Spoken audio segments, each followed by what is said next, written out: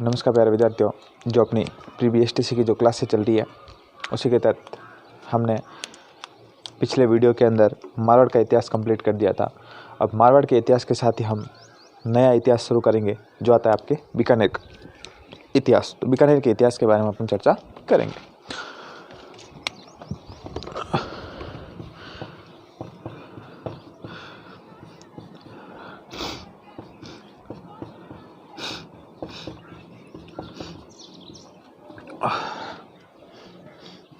देखो, बीकानेर की स्थापना बीका के द्वारा की गई थी। मैंने आपको जब जोधपुर पढ़ाया तो मैंने आपको थोड़ी सी स्टोरी बताई थी कि राव जोधा के दरबार में बीका और उसका चाचा कांजल दोनों बैठे हुए थे। दोनों आपस में बातें कर रहे थे। तो राव जोधा ने पूछा कि क्या दोनों चाचा भतीजा मिलकर नई रियासत बसाने की बात कर रहे हो क्या। इसी पर आपके बीका को गुस्सा आ जाता है और बीका वहाँ से चला जाता अपने चाचा के साथ और एक नए नगर की स्थापना करता है बीकानेर की। ठीक है ना। तो कह सकते हैं कि बीका ने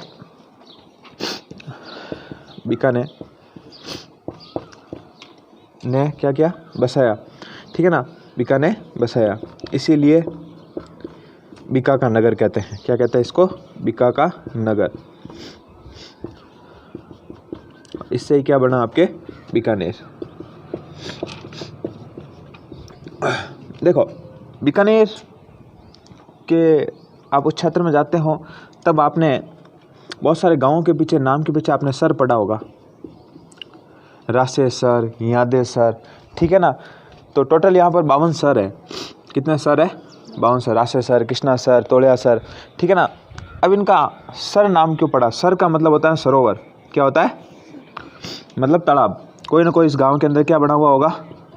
तालाब बना होगा। ठीक है ना। अब जैसे आपके कृष्णा सर आता है, क्या आता है? क्या है? कृष्णा सर। मतलब किशन सिंह ने, सुनो इधर देखो, किशन सिंह ने इस नगर की स्थापना की, इसलिए इसका नाम क्या पड़ा? कृष्णा सर। सर का मतलब तालाब। किशन सिंह ने यहाँ पर क्या बनाया होगा? तालाब, इसलिए इसका नाम क्या पड़ गया? कृष्णा सर। इसका मतलब इन सारे नगरों के अंदर आपको क्या मिलेंगे? तालाब वगैरह देखने को मिलेंगे। ठीक है ना। उसी व्यक्ति ने इन नगरों की स्थापना की जिसके नाम पर इनका नाम पड़ा है। उसके बाद देखो आगे अपन चर्चा करते हैं कि इसका जो पहला शासक कौन आएगा और कब इसकी स्थापना की जाती है, उसके बारे में थोड़ी हम चर्चा करेंगे। तो जो आपके बीकानेर का इतिहास होता है, इसके अंदर बीकानेर के अंदर जो राठौड़ वंश की स्थापना की जाती है राव बीका के द्वारा। किसके द्वारा की जाती है? राव बीका के द्वारा। राव बीका ने नगर स्थापना करना चाहता था। उससे पहले वो करणी माता के पास गया और करणी माता से आशीर्वाद मांगा कि करणी माता जी, मैं भी एक नया नगर बसाना चाहता हूँ। तो करणी माता ने उसको क्या दिया? आशीर्वाद दिया। तो करणी माता के आशीर्वाद के द्वारा इसने क्या की? बीकानेर की स्थापना की। तो आप लोगों ने देखा होगा कि देशनों के अंदर करणी माता का क्या बना हुआ है? मंदिर बना हुआ है। जो आपके जोधपुर दुर्ग है उसकी नींव किसने रखी? करणी माता ने। ठीक है ना। वैसे बीकानेर दुर्ग की नींव भी कौन रखेगी? करणी माता रखेगी। ठीक है ना। तो आपके जो करणी माता थी उसका मूल नाम था रिधिबाई। क्या नाम था? रिधिबाई। और करणी माता ने बीका को आशीर्वाद दिया। हाँ, कि बीका को आशीर्वाद दिया कि बीका थारो बीकाणो, बीका थारो बीकाणो जोधाणा सु सवायो वास से, जोधाणा ती सवायो बास से,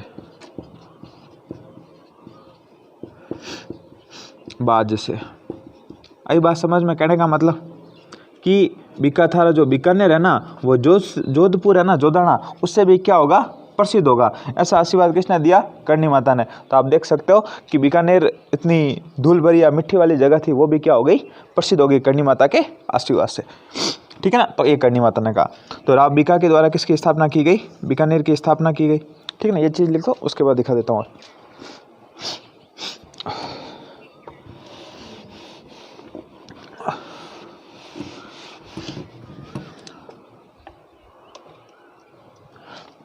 बीका द्वारा बीकानेर की स्थापना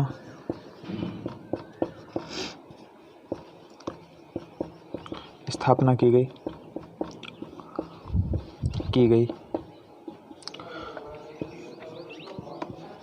1464 ईस्वी में। कब की गई? 1464 ईस्वी के अंदर। ये अपने पिता राव जोधा से लड़के आता है। और आपको याद होगा कि 1459 के अंदर किसकी नींव रखी जाती है? आपके कौन सा दुर्ग की नींव रखी जाती है? मेहरानगढ़ की रखी जाती है ना। कौन रखता है? राव जोधा रखता है, ठीक है ना।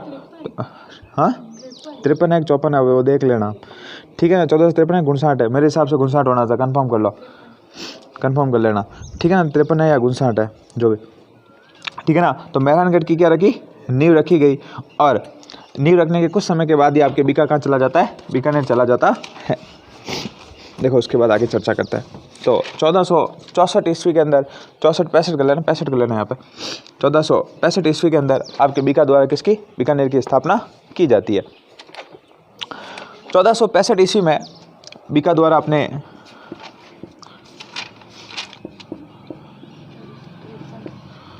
1453 है, हाँ, तो बीका द्वारा अपने चाचा कांछल के साथ मिलकर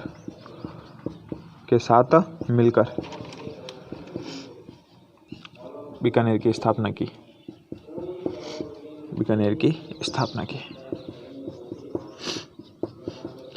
ठीक है ना। आई बात समझ में आपको कि ये क्या हो गया? तो अपने पिता से नाराज होकर कहाँ चला गया था? बीकानेर चला गया था, राती घाटी। इसे क्या कहता है? राती घाटी भी। तो बीकानेर का और क्या कहता है? राती घाटी भी कहते हैं।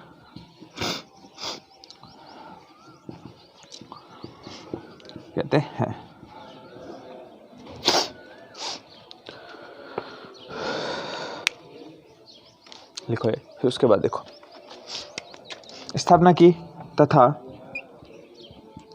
इस स्थापना में करणी माता का आशीर्वाद भी लिया।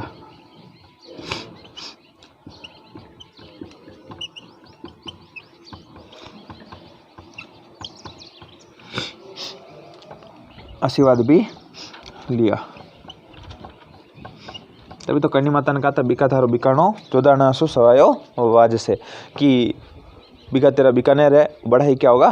प्रसिद्ध होगा।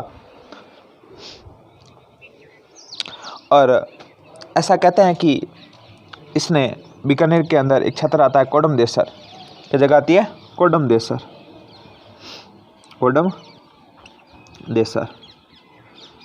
बीकानेर में यहाँ पर भैरू जी का मंदिर बनाया। किसका मंदिर बनाया? भैरू जी का। भैरू जी के मंदिर का निर्माण करवाया।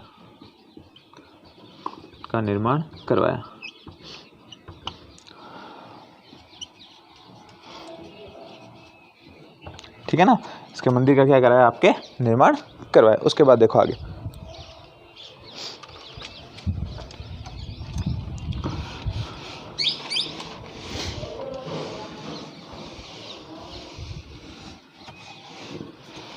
मंदिर का निर्माण करवाया। और 1488 ईस्वी के अंदर, 1488 ईस्वी में बीकानेर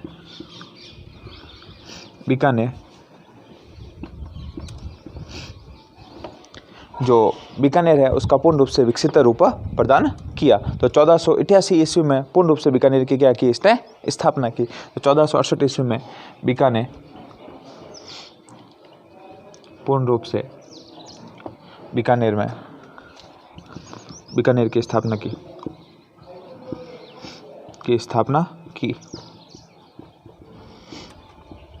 ठीक है ना। पूर्ण रूप से बीकानेर की क्या की? इसने स्थापना की।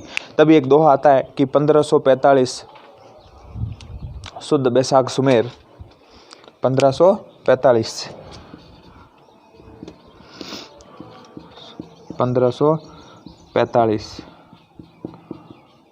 शुद्ध बैसाख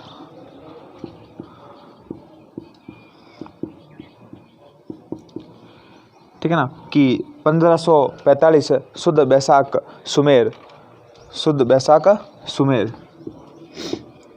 थावर बीज थरपियो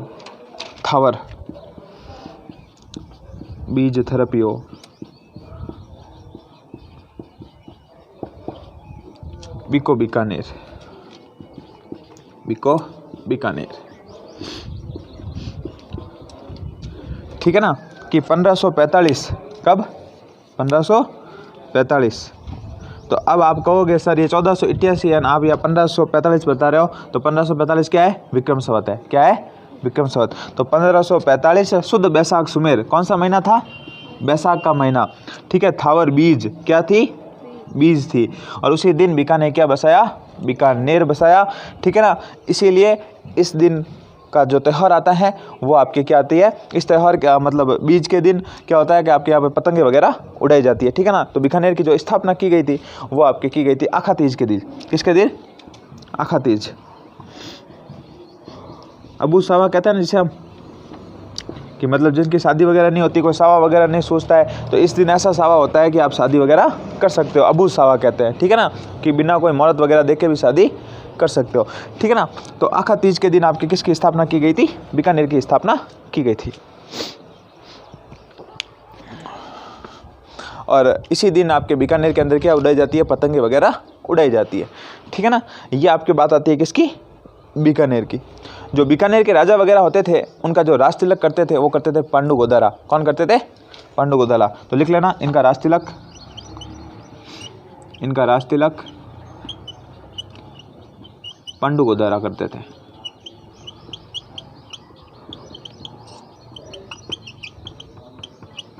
करते थे, ठीक है ना। पांडु गोदारा इनका क्या करते थे, राज तिलक क्या करते थे।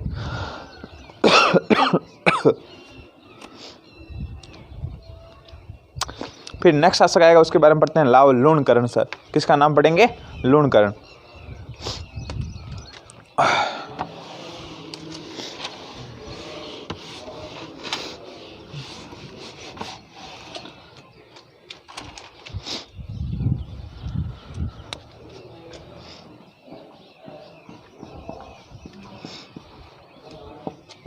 यह आपके 1505 ईस्वी के अंदर क्या बनेगा, राजा बनेगा। और इसी ने ही एक शहर आता है आपके लूणकरण सर, क्या नाम था, लूणकरण सर, उसकी स्थापना की थी, ठीक है ना। और 1526 तक इसका शासन रहेगा। और ये विष्णुई संप्रदाय के एक गुरुजी आते हैं, ठीक है ना, विष्णुई संप्रदाय के गुरुजी आते हैं, जिसका नाम तो एक तो जाम्बू जी होता है, और एक और वे गुरु आते हैं जिनका नाम आता है जसनाथ। जसनाथ जी के आशीर्वाद से क्या बनाता, ये राजा बनाता। तो जसनाथ जी के आशीर्वाद से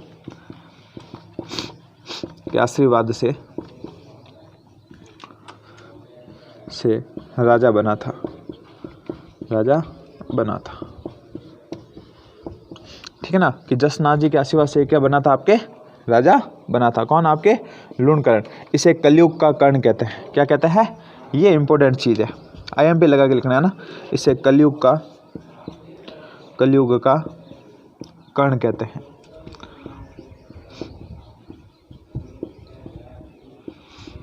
और राजपुताने का कर्ण राय सिंह को कहते हैं। किसको कहते हैं, आपके राय सिंह को। बीकानेर का ही था, वो आगे पढ़ेंगे, ठीक है ना, ठीक है ना।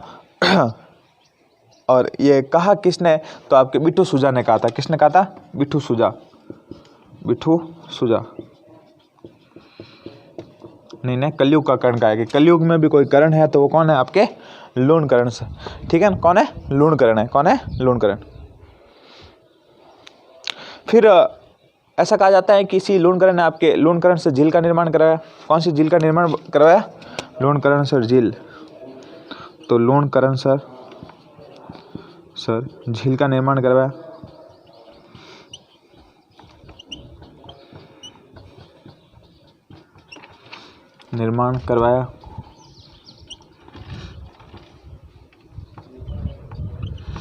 ठीक है ना। कौन सी झील का, लूणकरण सर झील का निर्माण किसने करवाया, आपके लूणकरण ने।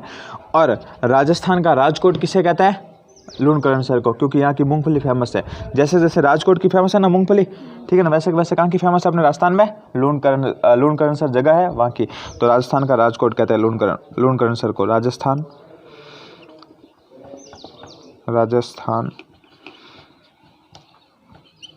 का राजकोट, लूणकरण सर। इस राजा को राजकोट मत बना देना, ठीक है ना, राजा को नहीं कहते हैं। लूणकरण सर क्या है, गांव है, उसको कहते हैं, ठीक है ना, क्योंकि यहाँ पर क्या होती है, मूंगफली ज़्यादा होती है। देखो उसके बाद आएगा राव जैसी। और जैसी के बारे में आप सबने पढ़ा होगा, सुना है जैसी के बारे में। जैसी को किसने हराया था, मालदेव ने। किसने हराया था, हाँ, आवड़ा बावड़ा नहीं, हाँ, ठीक है ना, पाहेबा और साहेबा के युद्ध में। इसका बेटा कौन आएगा फिर, कल्याणमल, ठीक है ना। तो इसमें अपन रेगुलर इतिहास पढ़ेंगे। देखो फिर आपके राव जैसी।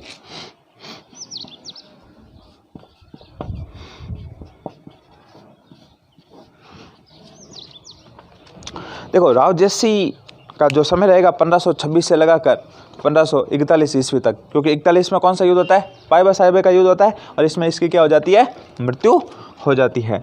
तो 1526 से लगाकर 41 तक, ठीक है ना, इसका क्या रहेगा, टाइमिंग पीरियड रहेगा। ऐसा कहा जाता है कि इसने एक राति घाटी का युद्ध किया था, ठीक है ना। कौन सा युद्ध, राति घाटी का युद्ध किया था। तो लिखो राति घाटी का युद्ध, घाटी का युद्ध 1534 ईस्वी में। अपने मुगल काल पढ़ा होगा, तब आपने हुमायूं के जो भाई पढ़े थे, उसमें एक भाई आता है कामरान। क्या नाम आता है, कामरान। और एक तरफ था आपके जैसी। इनके बीच ये युद्ध होता है, ठीक है ना। जो कामरान था वो क्या था, आपके हुमायूं का भाई था, हुमायूं का भाई।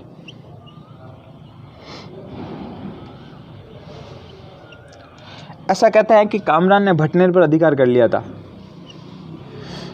याद आया, भटनेर कौन सा, किसने निर्माण कराया था भटनेर दुर्ग का, भूपत भाटी ने। किसने कराया था, भूपत। तैमूर लंग क्या कहता है, इस, हाँ, मजबूत दुर्ग है, ठीक है। जैसी ने क्या किया, इसके ऊपर आक्रमण किया और भटनेर को क्या कर लेता है, वापस जीत लेता है। और किसको हरा देता है, आपके कामरान को हरा देता है। कौन से युद्ध में हराता है, राति घाटी के युद्ध में। तो आपको सवाल पूछ लेगा कि राति घाटी का युद्ध कब हुआ, तो 1534।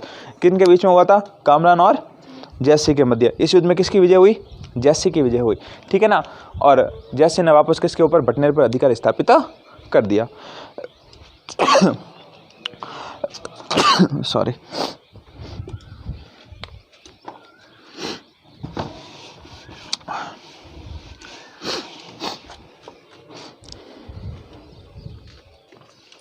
फिर आगे देखो, इसके बारे में बात करते हैं आपके। जैसे इसने एक पाइबा साहिबे का युद्ध किया। कौन सा युद्ध किया, आपके पाइबा साहिबे का क्या था, युद्ध वगैरह किया था, जिसके अंदर इसकी क्या हो जाती है, आपके हार हो जाती है। तो लिख लो कि 1541 ईस्वी के अंदर इसने पाइबा साहिबे का युद्ध, 1541 ईस्वी।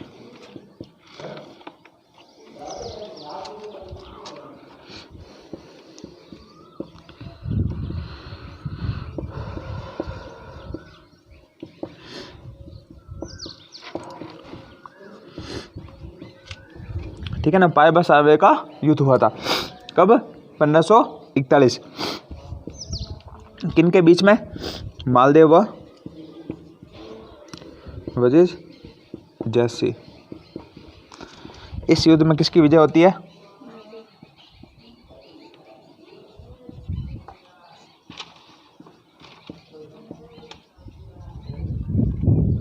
मालदेव की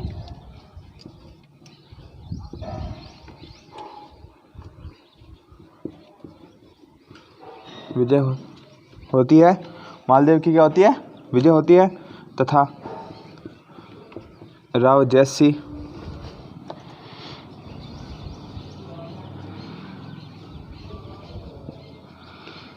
इस युद्ध में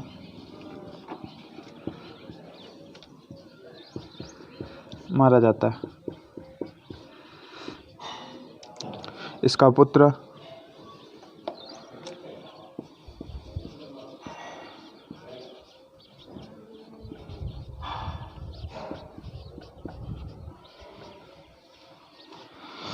पुत्र कल्याणमल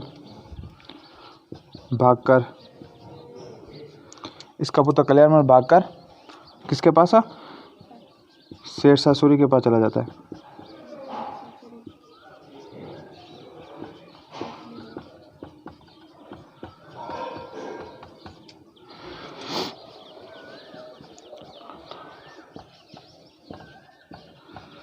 मदद के लिए, ठीक है ना। फिर आपके कौन सा युद्ध होगा, गिरी सुमेल का युद्ध होगा, जिसके अंदर आपके मालदेव हार जाता है, ठीक है ना। जो मैंने आपको ये युद्ध बताया था ना आपको इसके पहले राती घाटी का युद्ध, इसकी जानकारी हमें बिट्ठू सुजा की पुस्तक से मिलती है। तो लिख लेना कि राती घाटी के युद्ध की जानकारी, घाटी के युद्ध की जानकारी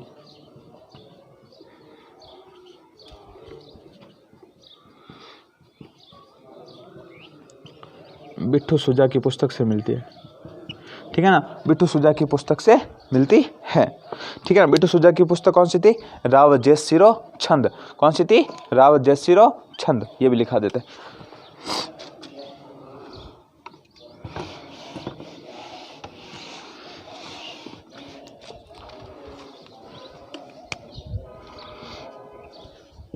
बिट्ठू सुजा की पुस्तक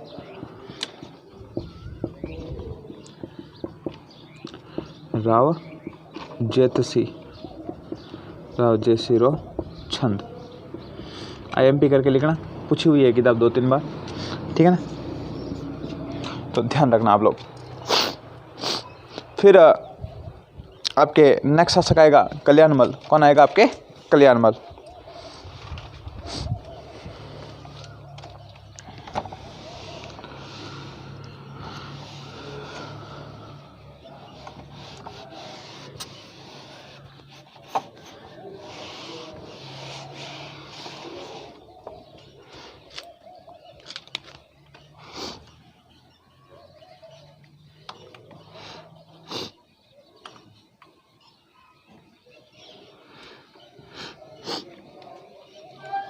देखो कल्याणमल मैंने आपको बता दिया कि ये भागकर कहाँ चला गया था, आपके शेरशाह सूरी के पास चला गया था, और शेरशाह सूरी से क्या मांगी, मदद मांगी कि ये जो भाई साहब है मालदेव जी धाड़ नहीं रहे, हमें हमारी मदद कीजिए, मदद नहीं करोगे तो हम युद्ध में हार जाएंगे। वैसे ही बीकानेर तो मेरा हाथ से चला गया है, आप हमें बीकानेर दिलवाने में क्या कर दीजिए, हमारी थोड़ी मदद कर दीजिए। शेरशाह सूरी ने कहा अच्छा मालदेव की हिम्मत, भाई से पंगा लेगा, भाई हाजिर है। तो ऐसा कहा जाता है कि शेरशाह सूरी के साथ आपके जो बीरमदेव राठौड़ होता है वो भी इनके साथ आ जाता है, दोनों मिलकर मालदेव के ऊपर क्या करते हैं, आक्रमण करते हैं। तो लिख सकते हैं कि कल्याणमल यह राव जयसी का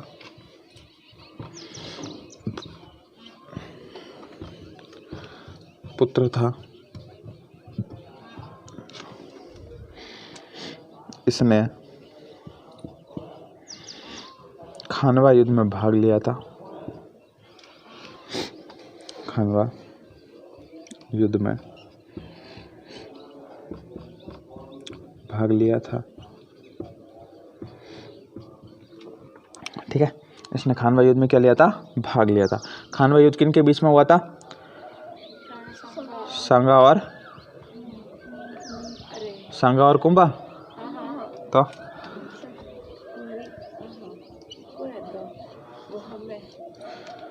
ठीक है, हाँ 1527, ठीक है ना, राणा सांगा और बाबर के बीच में हुआ था।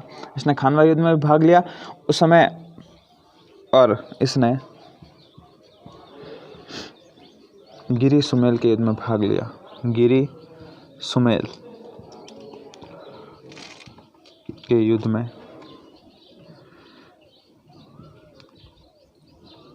भी भाग लिया था, ठीक है ना।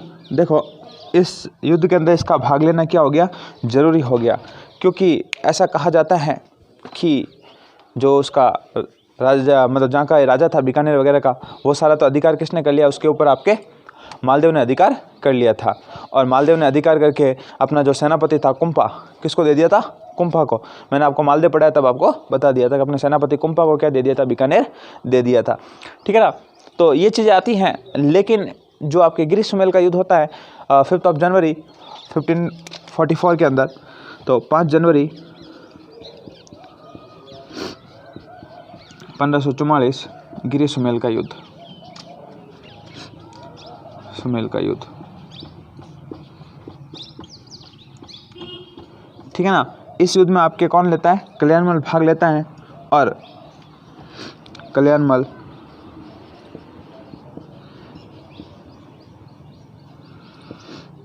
शेरशाह सूरी की मदद करता है। इस कारण शेरशाह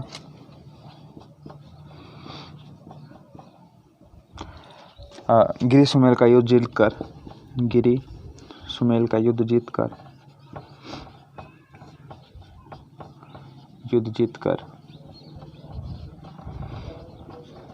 बीकानेर कल्याणमल को दे देते हैं, कल्याणमल को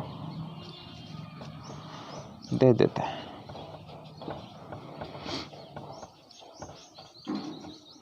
ठीक है, ये प्रमुख बातें आती हैं आपके किनकी, कल्याणमल वगैरह इनकी आती हैं, ठीक है ना। तो कल्याणमल भी आपके लिए क्या है, थोड़ा इम्पोर्टेंट है, ठीक है। उसके बाद जो महत्वपूर्ण शासक आएगा उसके बारे में अपन चर्चा करेंगे, रायसिंह। कौन आएगा, रायसिंह। और कल्याणमल था, इसने एक चीज़ ये भी लिखा कि इसने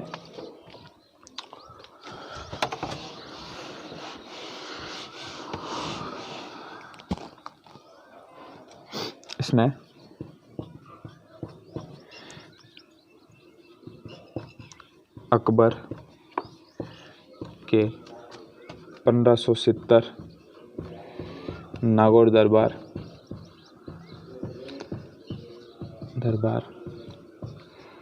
में भाग लिया व अकबर की अधीनता स्वीकार की।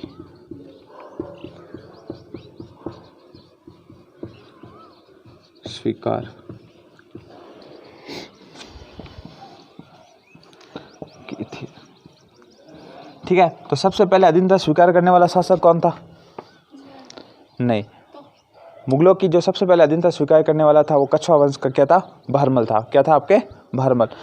उसके बाद 1570 का जो नागौर दरबार लगता है उस समय आपके बीकानेर के आपके कल्याणमल अधीनता स्वीकार कर लेता है और जैसलमेर का हर राय भाटी होता है वो इनकी क्या कर देता है, अधीनता स्वीकार कर लेता है। और उसके बाद जोधपुर का जो शासक होता है कौन, मोटा राजा उदय सिंह, वो भी क्या कर लेता है, अकबर की अधीनता स्वीकार कर लेता है। तो इस प्रकार से हमने जो 3-4 शासक पढ़ लिए। उसके बाद जो नेक्स्ट क्लास के अंदर अपन पढ़ेंगे रायसिंह थोड़ा बड़ा है, उसके ऊपर पूरी आपकी 40-45 मिनट की क्लास लगेगी। बहुत बहुत धन्यवाद और आभार, बने रहिए आप इसी प्रकार साथ में।